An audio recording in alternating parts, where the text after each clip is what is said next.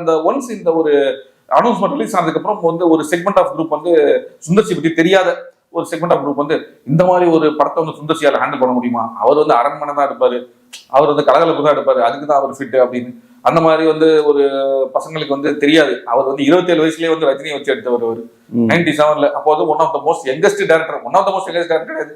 இப்போ வரைக்கும் நீங்க வந்து கனெக்ட் பண்ணீங்கன்னா ரஜினி சாரை ஒரு யங்கஸ்ட் ஒரு சின்ன வயசுல படம் எடுத்த ஒரு டேரக்டர்னா வந்து அது சுந்தர்சி தான். இப்போ வரைக்கும் ஒரு 26 27 வயசுலயே வந்து ரஜினி சாரை வச்சு அண்ணா அருணாச்சலம் எடுத்து ஒரு மிகப்பெரிய வெற்றி படம் கொடுத்தவர்.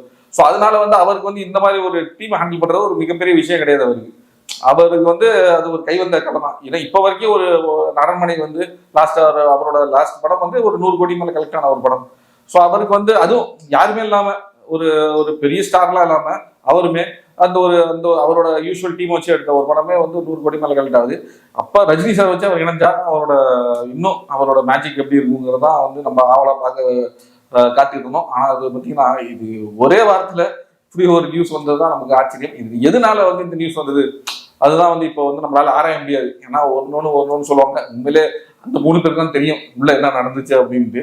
ஆனா நம்மள மாதிரி ஒரு 90s 80s காலத்துல இருந்து இந்த படத்தை ரசிச்சவங்களுக்கு, அந்த தமிழ் சினிமாவோட அந்த ஃபேமிலி சென்டிமெண்ட், அந்த காமெடி இதெல்லாம் ரசிச்சவங்களுக்கு வந்து உண்மையிலே இந்த படம் டிராப் ஆனது ஒரு டிசப்பாயின்மெண்ட் தான்.